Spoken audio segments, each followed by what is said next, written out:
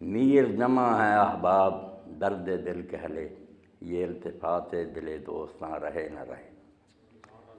آپ سب حضرات میرے سامنے بیٹھے ہیں، بڑی خوشی میں محسوس کر رہا ہوں کہ آپ نے اتحاد مسلمین کے لیے یہ اجتماع منعقد کیا اور مولانا نے مجھے اس کے لیے دعوت دی ہے۔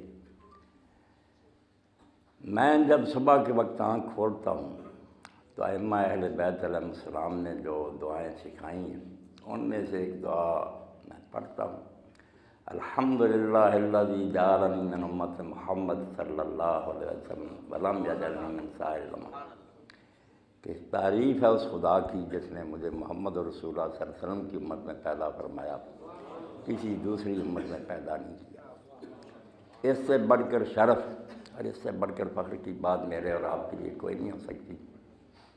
میں بروں سے لاکھ برا سہی مگر ان سے ہے میرا واسطہ، میری لاج رکھنا میرے خدا یہ تیرے حبیب کی بات ہے۔ تو آپ یہ داد نہ دیں، بس میری بات کی طرف توجہ دیں، میں شکر گزار ہوں گا۔ اختلاف امت کے بارے میں دو چار باتیں جو میں آپ کی خدمت میں پیش کروں گا، بعد میں بے شک آپ سوال کریں۔ پہلی بات تو یہ ہے کہ اگر کوئی شخص یہ توقع رکھتا ہے نا کہ اختلاف دنیا سے ختم ہو جائے تو این خیال است و محال است و جنو، ایسا کبھی نہیں ہو سکتا، نہ ہوگا۔ دو باتیں ختم ہو جائیں تو پھر شاید اختلاف ختم ہو جائے۔ ایک تو لوگوں سے عقل چھین لی جائے کہ سوچنا چھوڑ دیں، دوسرا اپنی بات دیانتداری سے بیان نہ کریں، دوسرے کی ہاں میں ہاں ملا دیں۔ ان دو صورتوں میں اختلاف ختم ہو سکتا، ورنہ اگر یہ لوگوں کو آزادی دی جائے کہ ایمانداری سے غور و فکر کرو اور جس نتیجہ تک پہنچو اس کو بیان کرو، تو پھر اختلاف فطری بات ہے، یہ ختم نہیں ہو سکتا۔ آپ حیران ہوں گے کہ ہم عام لوگ تو گزار رہے ہیں، قرآن مجید کے بیان کے مطابق انبیاء علیہ السلام میں اختلاف ہو جاتا تھا۔ حضرت داؤد علیہ السلام اور حضرت سلیمان علیہ السلام دونوں پیغمبر ہیں، باپ بیٹا۔ تو سورہ الانبیاء میں اللہ کہتا ہے کہ ایک قوم کی کھیتی میں بکریاں رات کے وقت چر گئیں اور یہ مقدمہ حضرت داؤد علیہ السلام کے سامنے آیا، وہ اس وقت حاکم وقت بھی تھے۔ تو انہوں نے جو فیصلہ کیا وہ اللہ نے اس کو درست نہیں مانا۔ ففہمنا سلیمان علیہ السلام کو اللہ نے صحیح بات سجھا دی، مگر تعریف دونوں کی وَكُلًّا آتَيْنَا حُكْمًا وَعِلْمًا، کہ سب کو ہم نے علم اور حکمت دیا تھا، باپ کو بھی دیا تھا اس کو، مگر فیصلہ سلیمان علیہ السلام کا درست نکلا۔ پیغمبر ہوتے ہوئے ایک معاملہ کے سمجھنے میں باپ اور بیٹے کا، دونوں نبیوں کا اختلاف ہو گیا۔ اس لیے اختلاف سے نہ گھبرائیں، یہ اس کائنات کی رونق رہے گا، یہ اللہ تعالیٰ کی دی عقل کا استعمال ہے، اس سے ناراض نہیں ہونا چاہیے، بالکل ٹھیک ہے۔ بری بات صرف یہ ہے کہ اس اختلاف کو جو دیانتداری سے ہو سکتا ہے مخالفت اور مخاصمت کا ذریعہ بنا لیا جائے، دشمنی آپس میں بیر، اور جیسے میرے ایک ساتھی کہہ رہے تھے کہ دشمنوں نے بھی صادق کہا، دشمن کوئی نہیں، بالکل یہ غلط باتیں ہیں۔ سب لوگ آپ اہل سنت سے ملیں، وہ آپ سے ملیں تو پتہ چلے کہ سب ائمہ اہل بیت کی تعظیم کرتے ہیں۔ میں نے نقوی صاحب سے سنا، وہ ایک جلسے میں انہوں نے کہا یار میں جب سے مجلس میں شامل ہوا ہوں علماء کی متحدہ میں اہل سنت کے مدارس میں گیا اور مجھے پتہ چلا کہ وہ بالکل اہل بیت کے خلاف نہیں، ان کو اسی طرح مانتے ہیں جس طرح ہم مانتے ہیں، صرف طریقہ تھوڑا بہت اختلاف اس میں ہو سکتا۔ تو ایک تو اختلاف بری شے نہیں، مخالفت بری شے ہے کہ دشمنی بنا لیا جائے، اور دشمنی کی یہی بات ہے کہ آپ ہمارے ساتھ نماز نہ پڑھیں، ہم آپ کے ساتھ نہ پڑھیں، جنازوں میں شریک ہوں، رشتے ناطے چھوڑ دیں، یہ پھر امت کی بربادی کا سبب ہوگی۔ اگر آپ جو کچھ سمجھتے ہیں اس کو اپنے ذہن میں رکھیں، اس کا اظہار بھی کریں طریقہ سے، دوسرے بھی کریں، مگر امت کی جو وحدت ہے، ان کا جو اتفاق اور اتحاد ہے، اس کو نقصان نہ پہنچے۔ اس کے لیے آپ ذرا پیچھے جائیں، میں آپ حضرات کی ذہنی مناسبت کی بنیاد پر امیر المومنین علی علیہ السلام کا حوالہ دوں گا کہ امت کے اتحاد کی خاطر آپ نے کتنی قربانیاں دی۔ سب سے پہلے تو رسالت مآب علیہ السلام کے بعد جب خلافت منعقد ہوگی تو یہ نجران میں تھا ابو سفیان، وہاں سے آیا تو اس نے جب دیکھا کہ یہ ابو بکر خلیفہ ہو گئے تو ان کے دوست سے زمانہ جاہلیت سے رسالت مآب علیہ السلام کے چچا حضرت عباس ان کے پاس گیا یہ واقعہ جو میں عرض کر رہا ہوں، اس احسان کو امت بلا نہیں سکتی کہ علیہ السلام نے اس وقت کس دیانت کا مظاہرہ کیا اور امت کی وحدت کا۔ حضرت عباس کو ساتھ گانٹا کہ یہ کون ہے جو بنو تیم کا آدمی ایک خلیفہ بن گیا، ہم عبد المناف کی اولاد جب مر گئے، تھا تو قریبی، اٹھیں آپ حضرت علی کو کھڑا کریں اور میں اس کی حمایت کے لیے مدینہ کی گلیوں کو سواروں اور پیادوں سے بھر دوں گا۔ آپ اندازہ کریں اگر یہ سازش کامیاب ہو جاتی تو اسلام مدینہ میں ہی ختم ہو جاتا۔ اور جب حضرت عباس بھی اور یہ ابو سفیان دونوں رسول حضرت علی علیہ السلام کے پاس آئے اور یہ پیشکش کی کہ آپ ہر لحاظ سے زیادہ حقدار ہیں، آپ اٹھیں، تو آپ نے فرمایا کہ ابو سفیان میری حمایت کے لیے جو سوار اور پیادے آئیں گے وہی ہے نا جو میدان بدر اور احد میں رسالت میں آپ کے خلاف آتے تھے۔ تو میری حمایت کے بہانے چاہتا کہ وہی اسلام کے دشمن دوبارہ مدینہ میں آ جائے، نہ ابو بکر رہے نہ میں رہوں اور اسلام یہی تباہ ہو کر رہ جائے، میں تیری اس سازش کا شکار نہیں ہو سکتا۔ امت کے اتحاد کے لیے کتنی بڑی بات ہے، ورنہ اس کی بات کو آپ قبول کر لیتے نہ آج سنی ہوتے نہ شیعہ ہوتے، سب کو برباد ہو جاتا۔ اور پھر حضرت علی علیہ السلام کے خلاف جو لوگ اٹھے، ساری دنیا کے مسلمان مانتے ہیں، اہل سنت میں سے بھی کوئی اس کا منکر نہیں، کوئی شرارتی اور ضدی اور الگ بات ہے کہ جنگ جمل میں جو لوگ آئے، صفین میں آئے، نہروان میں آئے، ان سب جنگوں میں حق علی علیہ السلام کے ساتھ تھا۔ کوئی سنی عالم ایسا نہیں کہتا، ٹھیک ہے وہ کہتے ہیں ان سے کوئی برا نہیں تھا، وہ خارجی جو نا آج ہم نے ہزار برا کہیں، وہ بڑے دیندار لوگ تھے، بڑے نمازی تھے، متقی تھے، مگر جذباتی تھے۔ جب آپ نے ثالثی قبول کر لی، تحکیم قبول کر لی، ثالث مقرر ہو گیا وہ مساشری اور عمر بن العاص کے میرا اور معاویہ کا فیصلہ کرو، تو وہ 12,000 آدمی ناراض ہو کر الگ ہو گیا کہ کیا فیصلہ کرنا، آپ خلیفہ برحق ہیں، قرآن کہتا ہے باغیوں سے جنگ کرو، آپ نے اس معاویہ کے ساتھ ثالثی کیا کرنی؟ یہ ثالثی قبول کر کے آپ نے اپنی پوزیشن مشکوک کر لی۔ برے نہیں تھے، نیت نیک تھی، مگر باغی ہو گئے، اور انہوں نے اعلانیہ کہنا شروع کر دیا کہ یہ کام جو آپ نے کیا نا، تحکیم کو قبول کرنا، یہ کفر ہے۔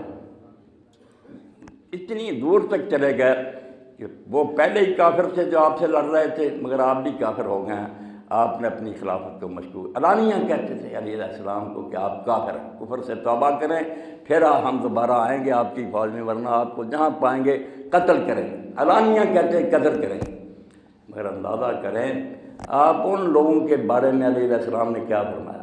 حدیث کی کتابوں میں آتا ہے، آپ نے کہا 3 وعدے ہیں میرے تمہارے ساتھ، تمہارے کلمہ کا میں احترام کروں گا، تم بے شک مجھے کافر کہو، مجھے قتل کرنے کی دھمکیاں دو، مگر مسجدوں میں آؤ گے تو تمہیں مسجدوں میں آنے سے نہیں روکا جائے گا، اور جو مال فے پبلک فائننس بیت المال سے وظیفہ وہ جیسے دوسرے مسلمانوں کو ملتا تمہیں بھی ملتا رہے گا۔ اور تیسری بات یہ ہے کہ میں تمہارے خلاف جنگ کی ابتدا نہیں کروں گا جب تک تم خون خرابہ نہ کرو۔ جب انہوں نے بستیوں میں خون خرابہ شروع کر دیا، پھر آپ نے ان کے خلاف قدم اٹھایا، ان کو بری طرح ہلاک کیا، 12 صرف ان میں سے بچے۔ اندازہ کریں کہ جو کافر کہہ رہے تھے آپ، انہیں بھی آپ نے کہا کہ مسجدوں میں آؤ۔ اتحاد اسلام کا جو کتنا مقدم ہے، کافر کہہ رہے ہیں، اگر آپ انہیں کہتے ہیں تمہیں مسجدوں سے نہیں روکا جائے، حوصلے سے میری باتیں سننی، جذباتی باتوں کا کوئی فائدہ نہیں۔ اور جو جنگ جمل اور جنگ صفین میں قتل ہوئے، آپ نے ان کی نماز جنازہ پڑھی، ان کو دفن کیا۔ یہ ہماری بدقسمتی ہے کہ بعد میں جب آپ کے فرزند کی باری آئی رسول اللہ کے علاقے پر سوار کی، تو مسلمانوں نے اپنے مردوں کو دفن کیا میدان کربلا میں، مگر امام حسین علیہ السلام اور ان کے ساتھیوں کو بغیر غور و کفن کے چھوڑ گئے۔ انہوں نے یہ سلوک کیا، مگر حضرت علی علیہ السلام نے کلمہ کا احترام کرتے ہوئے جو ان سے لڑے تھے ان کی بھی نماز جنازہ پڑھی اور ان کو باقاعدہ دفن کیا۔ اس لیے یہ کلمہ اسلام جو ہے نا، یہ چھوٹی بات نہیں، عاقبت کا معاملہ اللہ پر چھوڑیں، وہاں کس کو سزا ہوتی ہے، کون بری ہوتا۔ اس دنیا میں اللہ کے لیے میں آپ سب سے یہ کہتا ہوں، سنیوں سے بھی کہتا ہوں کہ یہ کلمہ جو آپ نے پڑھا کہ ہم اللہ کو مانتے ہیں اور محمد رسول اللہ کو مانتے ہیں، اس کا احترام کرو۔ اس کا احترام امیر المومنین نے کیا، خلفاء نے کیا۔ ابو داؤد شریف میں آتا ہے کہ حضرت ابو بکر جب حاکم تھے تو ان کے سامنے ایک شخص نے گالیاں دی، سنیوں کے لیے سننے کی بات ہے۔ وہ رنج میں آئے اور وہاں ان کا ایک عقیدت مند تھا، اس نے کہا مجھے اجازت دے میں اس کو قتل کر، گالیاں دی۔ آپ غصہ پی گئے، وہ شخص گالیاں دینے والا چلا گیا تو آپ نے اس کو پوچھا اپنے عقیل مند کو کہ اگر میں تجھے اجازت دے دیتا تو قتل کر دیتا؟ اس نے کہا میں نے کوئی کسر چھوڑنی تھی، فرمایا اسی لیے میں غصہ پی گیا کہ یہ مقام دین میں رسول اللہ کے سوا کسی کا نہیں۔ نبی علیہ السلام کا یہ مقام ہے، کونے کو گالی دے تو وہ اسلام سے نکل جاتا، مرتد ہے، اس کی اصلاح قتل۔ باقی کوئی کتنا بڑا نا، اس کو اگر گالی دیتا چلو بےہودگی سمجھ لو، قتل کا مستحق نہیں ہوتا۔ قتل کی اصلاح کوئی آسان بات ہے؟ اب یہ سارا قتل و غارت جو ہو رہا فلاں فلاں کو گالیاں دی، یہ بےہودگی ہے۔ ٹھیک ہے کوئی گالیاں دیتا وہ اللہ سے معاملہ ہے، اگر وہ غلط دیتا اللہ اسے نہیں دے گا، مگر اس کی اصلاح قتل نہیں۔ پوری ایک کتاب جو ہے نا، آخری دور میں سلطنت عثمانیہ کے جو مفتی تھے اور ان کی وہ کتاب حنفی علماء کا مرج ہے، اب فتح اسی سے دیتے ہیں، اس کو فتاوی شامیہ کہہ دیتے ہیں، رد المختار کہتے ہیں۔ انہوں نے ایک پوری کتاب لکھی ہے تنبیہ الولاۃ والحکام، سارے گورنر و حاکموں کے نام ہے کہ خبردار کسی صحابی کو گالی دینے والے کو قتل نہ کرنا، ورنہ تم خود قیامت کے دن جہنمی ہوگی۔ یہ وہ جرم نہیں ہے جس کی اصلاح اسلام میں قتل ہو۔ اتحاد کی خاطر بہت کچھ برداشت کرنا پڑتا ہے، ورنہ اتحاد کی خالی باتوں سے کوئی فائدہ نہیں۔ پہلے سمجھیں کہ کس حد تک اس شخص کا جرم ہے، اسلام میں اس کی کیا سزا ہے۔ آپ اپنی طرف سے جذباتی ہو کر فیصلے کرتے رہیں گے، اپنی شریعت بنا رہیں گے، پھر اتحاد کبھی نہیں ہو سکے گا۔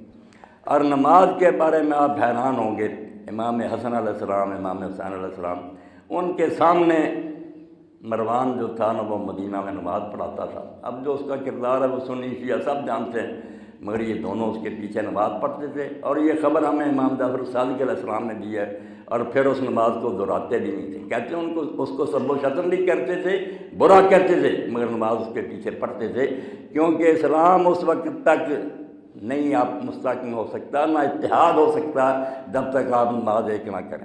اگر آپ زبانی باتیں کرتے رہنا مگر شیعہ سنی کے پیچھے نماز نہ پڑھے اور سنی شیعہ کے پیچھے، تو پھر یہ ایک خواب ہی ہے جو کبھی شرمندہ تعبیر نہیں ہوگا۔ پہلے یہ ہے نا رشتہ کہ اسلام تو جوڑتا ہی نماز سے، اگر نماز آپ اکٹھی نہیں پڑھ سکتے اتحاد کا کوئی سوال نہیں۔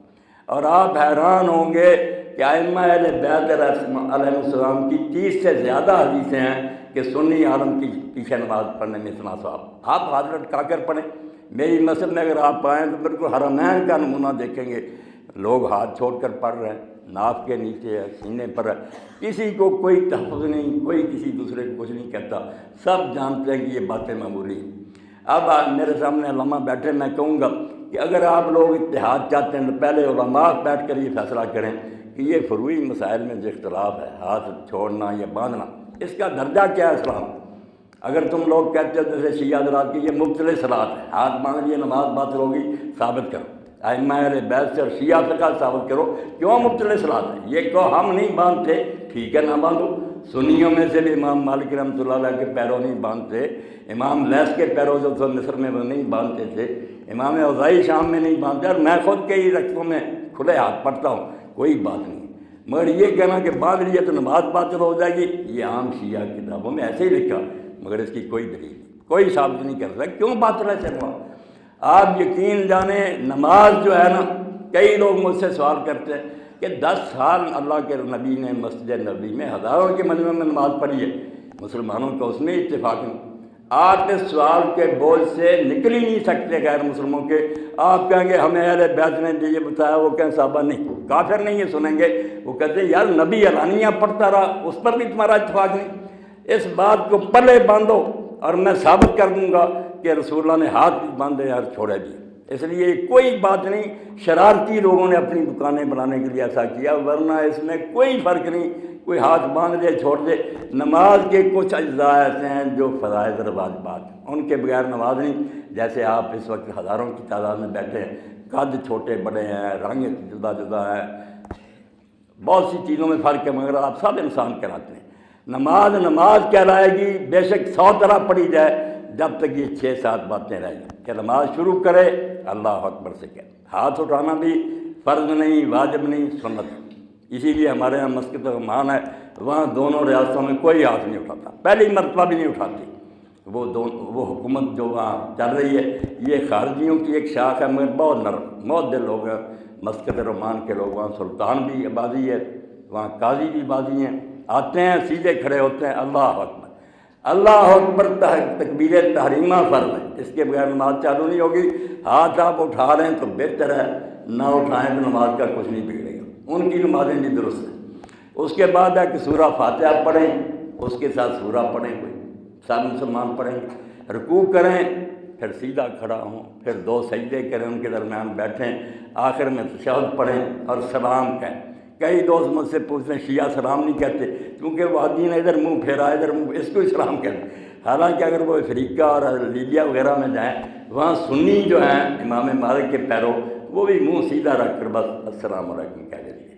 سلام کہنا نماز کا خاتمہ ہے، منہ پھیرنا ادھر ادھر یہ کوئی نہیں۔ اور یہ 2 سلام اور 1 سلام دونوں اللہ کے رسول نے پھیرے، کبھی صرف منہ سامنے رکھ کر 1 سلام السلام علیکم، مالکی اتنا ہی کہتے ہیں، آپ لوگ لمبا کہتے ہیں السلام علیکم ورحمۃ اللہ وبرکاتہ۔ زبان سے یہ کلمہ کہنے سے نماز ختم ہو جاتی ہے۔ اب لوگ پوچھتے ہیں یہ 3 بار اس طرح کرتے ہیں، میں کہتا ہوں یار یہ تاکی بات ہے، نماز کے بعد کے ذکر اذکار ہے، اگر کوئی شیعہ اس طرح نہ کرے نماز میں ذرا برابر فرق نہیں آتا، کچھ نہیں۔ السلام علیکم منہ سے کہنا ضروری تھا، وہ اس نے کہہ دیا، نماز ہو گئی ختم۔ اس کے بعد سنی جی بلند آواز سے کہتے ہیں اللہ اکبر 1 بار، آپ 3 بار کہہ دیتے ہیں، ہاتھ بھی اٹھاتے ہیں۔ اس کو علماء تاکیبات کہتے ہیں کہ نماز کے بعد کے ذکر اذکار ہے، کریں، اچھا نہ کریں تو آپ بھی سمجھیں۔ مسائل اپنے علماء سے بھی پوچھا کریں نا، انہوں نے کہا یار آخری حد بتاؤ کہ نماز کس طرح پڑھی جائے، تو کہہ دیں گے کہ نماز ہو گئی۔ اس سے زیادہ اگر کوئی کرے گا تو بہتر ہے۔ یہ قنوت جو آپ لوگ پڑھتے ہیں، میرے ساتھی پڑھ لیتے ہیں، جاتے ہیں شیعہ مسجدوں میں کہتا ہوں دوسری رکعت میں اگر رکوع سے پہلے ہاتھ اٹھائیں گے، یار سنی کتابوں میں بھی رسول اللہ پڑھتے تھے، آپ لوگ کہتے ہیں ہنگامی حالات میں تھے، وہ کہتے ہیں ہر وقت ہنگامی حالات میں، فرق کوئی نہیں، اٹھا لیا کرو ہاتھ۔ بہت معمولی باتیں ہیں، مگر اس کے لیے علماء کا سینہ کھلا ہونا چاہیے۔ آپ عام لوگ ہیں، سادہ ہیں، جو علماء آپ کو بتائیں گے، جب یہی کہہ دیں گے کہ سنیوں کی نماز باطل ہے، وہ کہیں گے شیعوں کی باطل ہے، اتحاد کیا ہوگا پھر؟ اتحاد کی باتیں رہ جائیں گی، ایک فنکاری، اتحاد نہیں ہوگا۔ نماز کھلے دل سے بغیر تحفظ کے آپ سنیوں کے پیچھے پڑھیں، سنی آپ کے پیچھے پڑھیں۔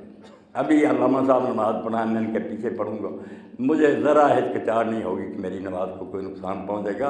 امت کی وحدت کے لیے پہلے نماز کا ایک ہونا ضروری ہے۔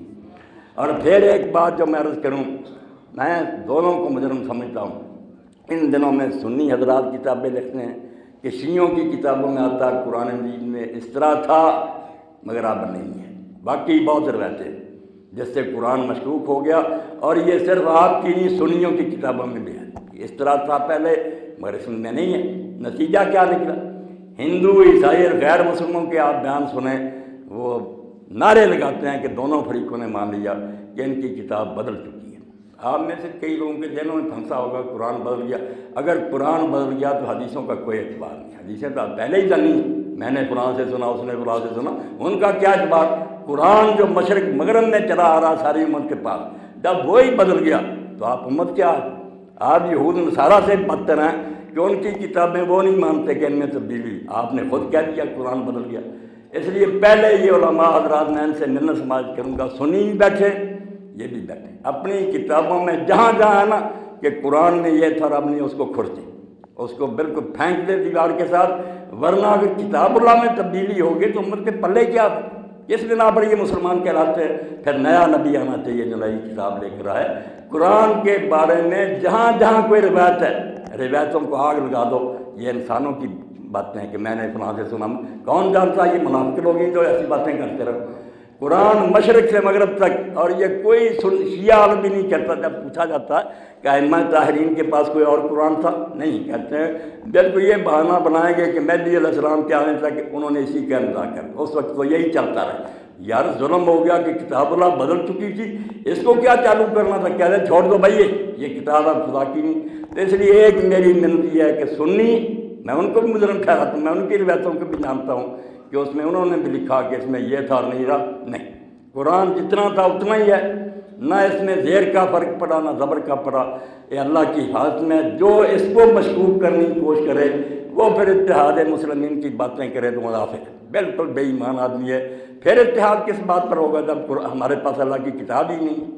اور دوسری بات جو علامہ صاحب کہہ رہے تھے، یہ تاریخ جو ہے نا، خدا کے لیے کہ حضور کے بعد کیا ہوا، یہ تاریخ ہے، اور یہ تاریخ جن لوگوں نے لکھی وہ خود مانتے ہیں کہ یہ ہم نے فلاں سے سنا، اور ان کے بارے میں جب کتابوں میں ہم پڑھتے ہیں نا، اکثر راوی جھوٹے ہیں، بالکل بے ایمان آدمی ہے جو اسلام کو برباد کرنے کے لیے ہمیں لڑا رہے ہیں، فلاں نے یہ ظلم کیا، فلاں نے یہ مجلس کیونکہ علم کی ہے، اور میں بڑھاپے میں چاہتا ہوں کہ اتمام حجت ہو جائے، مشرق مغرب میں میری باتیں جا رہی ہیں، امریکہ سے لے کر آسٹریلیا تک سن رہے ہیں لوگ، یہ بات جانی چاہیے کہ یہ جو ظلم ہے نا، ان کے بارے میں پہلے صحیح سمجھ سے ثابت کریں۔ میں علماء کی ذمہ داری سمجھوں گا کہ آپ کے سر پر قرآن ہے اور اللہ گواہ، پہلے ثابت کرو کہ یہ ظلم ہوئے ہیں، اس کی کوئی مستند بات ہے۔ ہمارے اپنے دور میں بات ہوتی ہے، ہم اس کا فیصلہ نہیں کر سکتے۔ ہمارے سامنے بھٹو صاحب ہوئے، ان کے حامی لکھتے ہیں کہ وہ بہت محب وطن تھے، وہ بھی کتابیں لوگ پڑھ رہے ہیں۔ دوسری طرف وہ بھی ہے جو کہہ رہے ہیں وہ دشمن سے، ملک کے غدار سے، یہ ساری کتابیں پھیل گئی۔ اب جو کوئی بیچارہ پڑھے گا اپنے دور کی بات ہے، کیا فیصلہ کرے؟ 1400 سال کی بات ہے، ہر طرح کے لوگ داخل ہو گئے مسلمانوں کو لڑانے کے لیے۔ اس لیے یہ متائن مظالم پہلے ثابت کرو صحیح سند سے، بے شک شیعوں کی کتابیں ہوں کہ ان کے راوی سچے ہیں، اور اگر تمہارے علماء ہی کہیں کہ جھوٹے ہیں تو کیوں ان کی بنا پر خلیفوں کو برا کرتے ہو، اور وہ کیوں حضرت علی اور حسین کو بدنام کرتے ہیں کہ وہ باغی تھے؟ پہلے ثابت کرو کہ یہ چیزیں ہوئی ہیں، اور ان کے بعد حکم شرعی بیان کرو کہ بالفرض یہ ظلم ہوا، شریعت نے اس کی کیا صلاح ہے؟ کافر ہو گئے کہ ان پر لعنت کی جائے۔ اس لیے اتحاد کی بات اگر کرنی ہے تو دیانتداری سے کرو، قرآن کو سچا مانو، تاریخ کو کھنگالو، اور اس میں سے جو ہے نا غلط باتیں چھانٹ کر پھینکو۔ بے شک کتنی ناراضگی ہے کہ ہم تو صدیوں سے ہی سنتے ہیں، کوئی فائدہ نہیں، صدیوں سے سننے سے بات سچی نہیں ہو جاتی، پہلے اس کی تحقیق کرو۔ تحقیق کے بغیر کسی بات کو ماننا انسانیت کی توہین ہے، جو سنی وہ مانتے چلے گی تو عقل مندی۔ اور باقی یہ نماز وغیرہ کے احکام، روزے، ان کے بارے میں شیعہ حضرات جو اپنی فقہ کی کتابیں کنگالیں، میں نے پڑھی ہیں الحمدللہ، بڑی خوشی ہوئی۔ کچھ عام کتابیں جن میں لکھ دیتے ہیں کہ یہ کرے تو اس سے روزہ ٹوٹ جاتا، مگر جو استدلالی فقہ ہے جنہوں نے بحث کی کہ اس کی کوئی دلیل بھی ہے، وہ پھر صاف ثابت کرتے ہیں کہ ان چیزوں میں سے پانی میں غوطہ لگانے سے یہ کوئی روزہ نہیں ٹوٹتا، نہ اس کی کوئی دلیل ہے۔ وہ کتابیں امت کو پڑھائیں جس سے دونوں گروہ نا بالکل قریب ہوں، سنی بھی تعصب اور ضد چھوڑیں، وہ شیعوں کی کتابیں پڑھیں۔ اور واقعی بہت سے مسائل ایسے ہیں جو ائمہ اہل بیت علیہ السلام کی فقہ سے حل ہوتے ہیں۔ 7ویں صدی ہجری میں امام ابن تیمیہ بہت آپ کے خلاف ہوئے، ان کی کتاب منہاج السنۃ النبویہ سنیوں کے پاس سب سے بڑا مرجع، کہ شیعوں کے رد میں اس سے بڑی کتاب نے علامہ ہلی کے جواب میں لکھی تھی، مگر حال یہ تھا کہ وہ فقہ میں کھلم کھلا شیعہ کے بہت سارے مسائل لیتے تھے، اور اس میں کوئی اخفا بھی نہیں کرتے تھے، اپنے فتاوے میں لکھتے تھے یہ مسلک ائمہ اہل بیت کا ہے اور اس سے زیادہ بہتر کوئی نہیں۔ طلاق کا مسئلہ ہی سن لیں، اب سنی قانون تو یہ ہے نا کہ اکٹھی کوئی تین کہہ دے طلاق طلاق طلاق ہوگی، اور اب اس کے لیے حل کیا ہے کہ وہ عورت کسی دوسرے آدمی کو دو چار دن کے لیے حلالہ کہتے ہیں اس کو، وہ اس کو استعمال کرنے کے بعد پھر چھوڑے، معاذ اللہ اتنی بے غیرتی اور بے حیائی۔ امام ابن تیمیہ نے حالانکہ 600-700 سال ہو گیا تھا کہ سنیوں کا اس پر اتفاق تھا کہ تین ہوگی، انہوں نے ماریں کھائیں، بدنامی جیلی، لوگوں نے کہا کہ رافضی ہو گیا، مگر انہوں نے کہا یار رافضی ہونے دو، اس حلالہ سے جان چھڑاؤ، یہ بچیوں کے ساتھ کیا ظلم کرتے ہو کہ ایک نے طلاق دی اب 2-4 دن وہ کسی اور مرد کے پاس جائے۔ کھلم کھلا لکھ دیا، ہزاروں صفحے لکھے کہ نکاح تحلیل باطل ہے، یہ حلالے کا نکاح، اور 3 مرتبہ کہی ہوئی طلاق ایک ہی طلاق ہے، اس کو حق حاصل ہے کہ وہ 3 مہینوں تک رجوع کر لے، اور اگر رجوع نہیں کر سکا دوبارہ ان کا نکاح ہو جائے گا ڈائریکٹ، کوئی حلالے کی ضرورت نہیں۔ تو یہ مثال میں اس لیے دی کہ بہت سے مسائل ایسے ہیں جو فقہ جعفریہ سے حل ہوتے ہیں، بہت اچھے طریقہ سے حل ہوتے ہیں، ان کو اکٹھا کرنے کی کوشش کریں۔ سنی عالم بھی بیٹھتے ہیں، شیعہ بھی بڑے بڑے عالم بیٹھے، چھوٹوں کو چھوڑو جن کا کام یہ ہے کہ لڑائیں اور پیسے کمائے، وہ بیٹھ کر نا ایسی بڑی بڑی جماعتیں چھانٹی کریں کہ یہ پکے مسئلے ہیں، اس سے امت کی بہتری اور فلاح ہے، اس کو قبول کر لیں، تو انشاءاللہ اختلاف نہیں ختم ہوگا۔ کچھ میری معلومات ہیں جتنا میں نے پڑھا، کچھ علامہ صاحب کی ہے، نہ سب لوگوں کے ذہن ایک جیسے ہیں، نہ معلومات کے ذرائع، اختلاف سے نہ گھبراؤ، اختلاف کو لڑائی اور جنگ کا سبب نہ بناؤ، اس کو دشمنی نہ بناؤ، اپنی رائے ادب سے اچھے طریقے سے میں اور علامہ صاحب بیٹھ کر بات کر لیں، ہو جائے اتفاق ٹھیک ہے، ورنہ یہ اپنی رائے پر قائم کریں، رہیں میں اپنی پر، مگر محبت کریں، سلام کہیں، جنازے پڑھیں، نمازیں ایک دوسرے کے پیچھے پڑھیں، پھر انشاءاللہ وہ نور چمکے گا جس سے امت جو ہے نا ایک ہو جائے گی۔ یک شب و توحید را مشہود کن، بقائے بشراد عمر موجود کن، کیوں تم نے ایک امت کو ٹکڑوں میں بانٹ دیا؟ سب ملت ایک تھی، ملت ایک حضور نے بنائی تھی، اتنی بنا لی ہیں تم نے، بر سارے خود شب خورے، اپنے قلعے میں آپ ہی شکاف کر دیے۔ اگر آپ آپس میں لڑتے رہے تو ہنوز اور یہود کو کرنے کی کیا ضرورت ہے؟ خود آپ ہی اپنے آپ کو برباد کر دیں گے، عبادت گاہوں پر بم برسائیں گے، نمازیوں کو ماریں گے، ہندو کافر خوشی ہوں گے۔ اس مصیبت سے نجات پانی ہے تو اپنے دلوں سے آج سے نکالو، کوئی سنی دشمن اہل بیت نہیں ہے۔ میں حلفیہ کہتا ہوں ایک سنی نہیں ملے گا، سنی ہو اور اہل بیت سے دشمنی کرے۔ وہ ان 12 ائموں کے حالات پر انہوں نے میرے بھائی کتابیں لکھی ہیں، ان کی شانیں بیان کی ہیں، اور کہا یہ اولیاء کے سردار ہیں، اور ساری امت کو جو ولایت ملی ہے کوئی ولی بھی ہوا اہل بیت کی برکت سے ہوا۔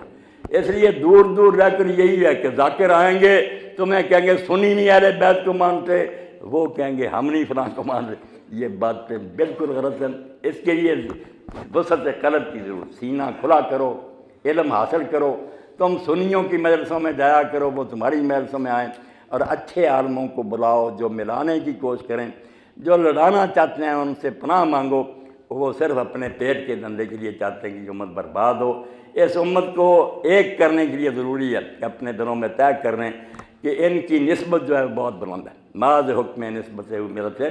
میں اور آپ ایک امت کیوں کہلاتے ہیں؟ کہ محمد رسول اللہ صلی اللہ علیہ وسلم کو مانتے ہیں، حضور کے ساتھ ہماری نسبت ہے، یہی بڑی بات ہے۔ میں ایک حوالہ دے کر اپنی بات ختم کرتا ہوں، بہت بھلی ہوئے ہیں اہل سنت میں، ان کا بڑا مقام ہے۔ شیخ الاکبر کہتے ہیں محی الدین ابن عربی، وہ ایک عالم دین سے ناراض تھے، ناراض اس بنا پر تھے کہ وہ ان کے شیخ مرشد شیخ ابو مدین مغربی کو اچھا نہیں جانتا۔ اب لوگوں نے حضور کی بجائے جب دوسروں کو محور مرکز بنا لیا، ٹکڑے ہی ہونا تھا۔ رات کو اللہ کے رسول علیہ السلام کو خواب میں دیکھا تو آپ نے فرمایا محی الدین تو اس عالم سے ناراض ہے، نکتے کی بات ہے۔ انہوں نے کہا ہاں کیوں؟ میرے شیخ کو اچھا نہیں جانتا۔ تو حضور نے غیظ میں اور ناراضگی میں فرمایا کہ تجھے اپنے شیخ کی پڑی ہوئی ہے، وہ مجھے اللہ کا رسول مانتا ہے، اس نسبت کا خیال نہیں کرتا۔ تیرے شیخ کو ماننا کب سے دین بنا؟